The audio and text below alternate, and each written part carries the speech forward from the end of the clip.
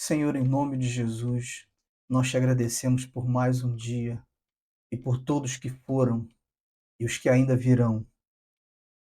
Te agradecemos, Deus, porque podemos ter a certeza e a esperança de que o Senhor é o nosso Pai, Deus, Rei, Senhor e Salvador. Te agradecemos porque tu, sendo tão poderoso, se preocupa e nos ama e quer sempre o nosso melhor e bem. Só nos ajude, Deus, a entender isso e a caminhar em tua direção, em nome de Jesus. Te agradecemos por tudo isso, Senhor. Nos ajude nesta leitura de hoje, que as palavras deste livro nos ajude a nos aproximarmos um pouco mais do Senhor e que a leitura da tua palavra não se afaste de nosso coração, da nossa boca, da nossa alma, da nossa mente e dos nossos olhos, em nome de Jesus. Amém, Senhor. Olá, caminhante, tudo bem? Mais um dia para a nossa leitura, não é isso? Então nós já vamos iniciar sem mais demoras. Este é o nosso livro, Uma Vida com Propósitos. Hoje é o 13º dia e o título de hoje é A Adoração que Agrada a Deus. Ame o Senhor, o teu Deus, de todo o teu coração e toda a tua alma, de todo o teu entendimento e de todas as tuas forças. Marcos 12:30. Deus quer você por inteiro. Deus não quer apenas uma parte de tua vida. Ele pede todo o teu coração, toda a tua alma, toda a tua mente e toda a tua força. Deus não está interessado em um comprometimento tímido, em uma obediência parcial ou em sobras do teu tempo e dinheiro. Ele deseja tua total devoção e não pequenos pedaços de tua vida. Uma mulher samaritana, certa vez, tentou ponderar com Jesus sobre o melhor momento, lugar e forma de adorar. Jesus respondeu que essas questões externas não tinham importância. Onde você adora não é tão importante quanto por que você adora e o quanto de si mesmo você oferece a Deus quando adora. Existe a forma certa e a forma errada de adorar. A Bíblia diz: sejamos agradecidos e adoremos a Deus de um modo que o agrade. O tipo de adoração que agrada a Deus tem 4 características. Deus se agrada quando nossa adoração é precisa. As pessoas frequentemente dizem: eu gosto de pensar em Deus como... e então contam sobre que tipo de Deus gostariam de adorar. Mas nós não podemos apenas criar nossa própria imagem de Deus, confortável e politicamente correta, e adorá-la. Isso é idolatria. A adoração deve ser baseada na verdade das Escrituras e não em nossas opiniões a respeito de Deus. Jesus disse à mulher samaritana: os verdadeiros adoradores adorarão o Pai em espírito e em verdade. São estes os adoradores que o Pai procura. Adorar em verdade significa adorar a Deus tal como ele é verdadeiramente revelado na Bíblia. Deus se agrada quando nossa adoração é autêntica. Quando Jesus disse que você deveria adorar em espírito, ele não estava se referindo ao Espírito Santo, mas ao teu espírito. Feito à imagem de Deus, você é um espírito que habita em um corpo. E Deus concebeu esse espírito para que se comunicasse com ele. Adoração é teu espírito correspondendo ao Espírito de Deus. Quando Jesus disse: ame o Senhor, o teu Deus, de todo o teu coração e toda a tua alma, ele queria dizer que a devoção deveria ser genuína e sincera. Não é apenas uma questão de utilizar as palavras corretas. Você deve querer dizer o que diz. O louvor sem sentimentos não é em absoluto louvor, não vale nada e é um insulto a Deus. Quando adoramos, Deus olha para além de nossas palavras para ver a postura de nossos corações. A Bíblia diz: o homem vê a aparência, mas o Senhor vê o coração. Visto que a adoração envolve regozijar-se em Deus, ele mobiliza as emoções. Deus lhe deu emoções para que você pudesse adorá-lo com intensidade. Mas essas emoções devem ser genuínas, não fingidas. Deus odeia a hipocrisia. Ele não quer exibicionismo, fingimento ou falsidade na adoração. Ele deseja o teu amor sincero e verdadeiro. Podemos adorar a Deus de modo imperfeito, mas não podemos adorá-lo sem sinceridade. Logicamente, só sinceridade não é suficiente. Você pode estar sinceramente errado. É por isso que tanto o Espírito como a verdade são necessários. A adoração deve ser precisa e autêntica. A adoração agradável a Deus é profundamente emocional e profundamente doutrinária. Usamos tanto o coração quanto a cabeça. Hoje em dia, muitas pessoas comparam estar comovido com uma música e ter sido tocado pelo Espírito Santo. Mas não é a mesma coisa. A verdadeira adoração acontece quando o teu espírito responde a Deus e não a alguma melodia musical. Na verdade, algumas canções introspectivas e sentimentais impedem a adoração, pois retiram a evidência de Deus e a transferem para os nossos sentimentos. Tua maior distração na adoração é você mesmo, teus interesses e preocupações com o que os outros pensam a teu respeito. Os cristãos discordam a miúde sobre a forma mais apropriada ou genuína de louvar a Deus. Essas discussões normalmente refletem apenas as diferenças de formação e personalidade. Muitas formas de louvor são mencionadas na Bíblia, entre elas confessar, cantar, prostrar-se em honra, ajoelhar-se, dançar, fazer ruídos de alegria, testificar, tocar instrumentos musicais e erguer as mãos. O melhor estilo de adoração é aquele que mais genuinamente representa o teu amor por Deus, baseado na formação e na personalidade que Ele te deu.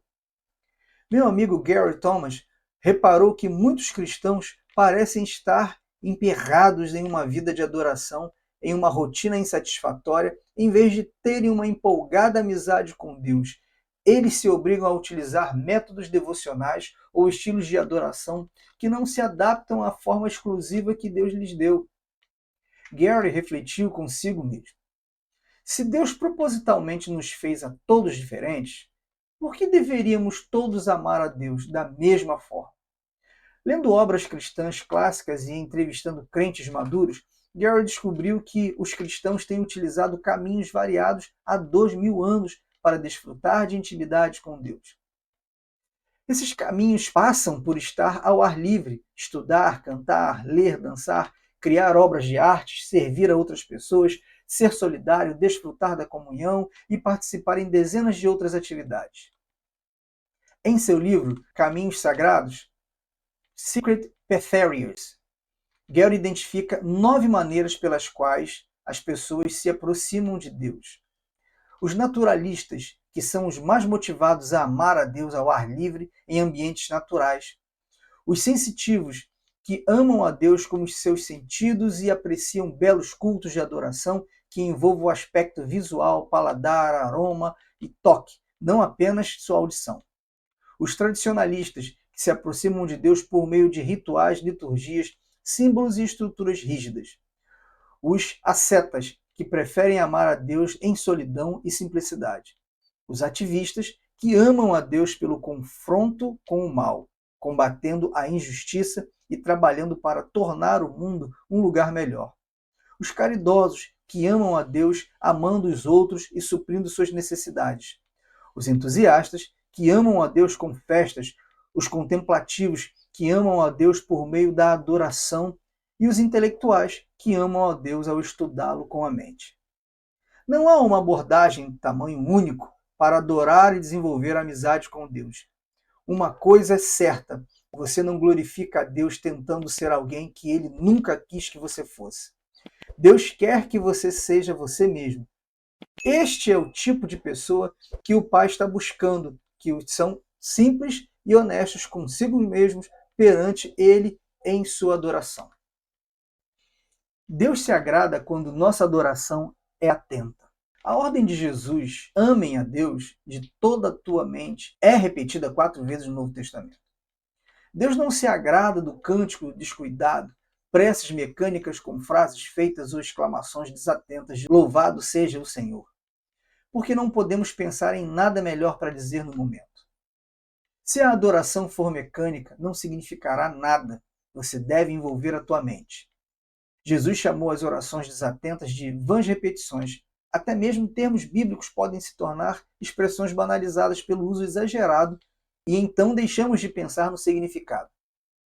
É tão mais fácil utilizar chavões ao adorar em vez de fazer um esforço para honrar a Deus com palavras originais. É por isso que eu o encorajo a ler diferentes traduções e paráfrases da Bíblia. Isso ampliará tuas expressões de adoração. Tente louvar a Deus sem utilizar a palavra louvor, aleluia, obrigado ou amém. Em vez de dizer eu só quero louvá-lo, faça uma lista de sinônimos e use palavras novas como admirar, respeitar, valorizar, venerar, honrar e apreciar. Além disso, seja específico. Se alguém o abordasse e repetisse 10 vezes eu te louvo, você provavelmente pensaria, por que motivo? Você iria preferir ouvir 2 elogios específicos do que 20 generalidades imprecisas e Deus também. Outra ideia é fazer uma lista dos diferentes nomes de Deus e concentrar-se neles. Os nomes de Deus não são casuais. Eles nos contam sobre diferentes aspectos do seu caráter.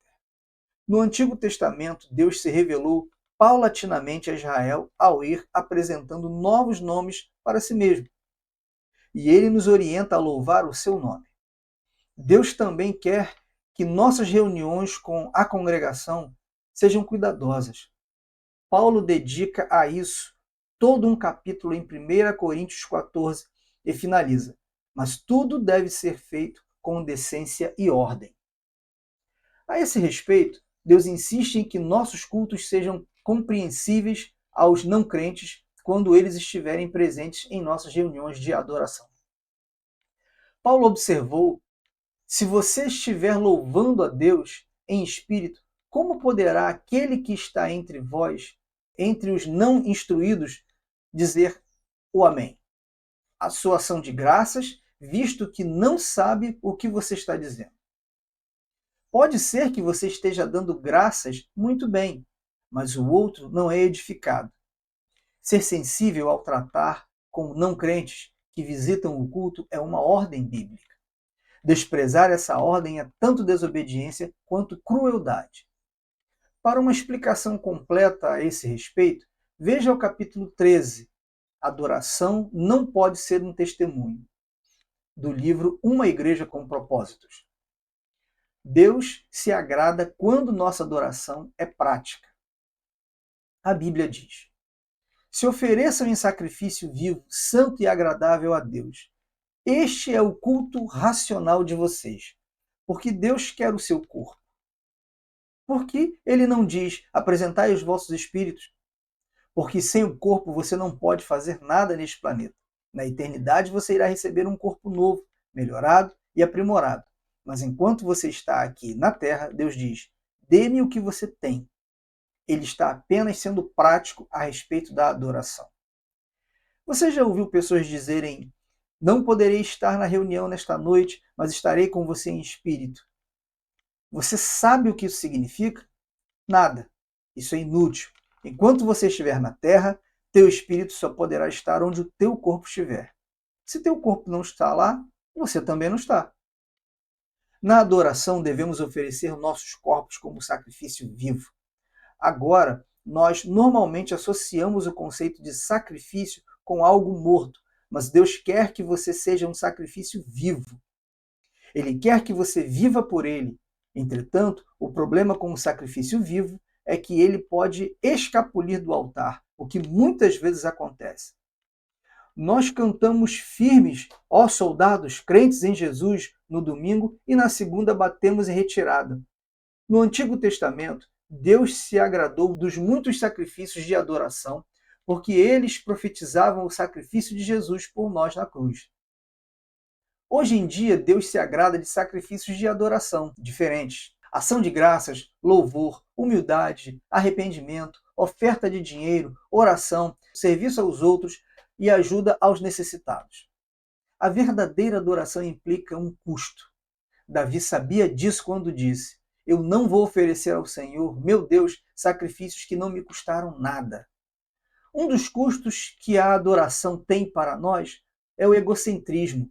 Você não pode louvar a Deus e a si mesmo ao mesmo tempo. Você não adora para ser visto pelos outros ou para agradar a si mesmo. Você deliberadamente retira a atenção de si mesmo. Quando Jesus disse, ame a Deus com todas as suas forças, ele chamava a atenção para o fato de que adorar exige esforço e energia.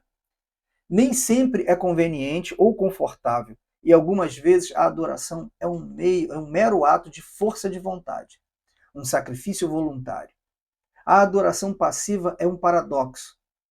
Quando você louva a Deus, mesmo sem vontade, quando sai de sua cama para adorá-lo, estando cansado, ou quando você ajuda os outros estando esgotado, você está oferecendo um sacrifício de adoração a Deus. Isso agrada a Deus. Matt Redman, líder de adoração na Inglaterra, conta como o seu pastor ensinou à igreja o verdadeiro significado da adoração.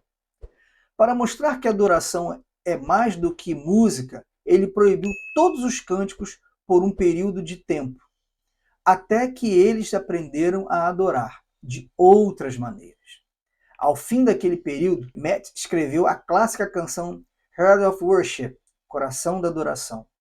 Trarei a ti mais que uma canção, porque a canção em si não é o que exigiste. Sondas meu interior, muito além das aparências. Estás olhando dentro do meu coração. O X ou coração da questão é uma questão de coração. 13º dia. Pensando sobre o meu propósito. Um tema para reflexão. Deus me quer por inteiro. Um versículo para memorizar. Amá-lo de todo o coração, de todo o entendimento e de todas as forças e amar ao próximo como a si mesmo. É mais importante do que todos os sacrifícios e ofertas. Marcos 12, 33. Uma pergunta para meditar. O que agrada mais a Deus neste momento? Minha adoração pública ou minha adoração particular? O que farei a respeito disso? Em Marcos 12, 33. E que amá-lo de todo o coração e de todo o entendimento e de toda a alma e de todas as forças e amar o próximo como a si mesmo. É mais do que todos os holocaustos e sacrifícios. Obrigado, Pai, por mais um dia. E obrigado porque eu me senti bem envolvido, bem no centro de todo o texto hoje. Que tenha sido assim, Senhor, com muitas outras pessoas. Em nome de Jesus, amém. Até amanhã, se Deus permitir, caminhantes. E que Deus continue abençoando todos os dias da tua vida, assim como os dias dos teus familiares e das pessoas que são caras para você. Graça e muita paz do Rei para você.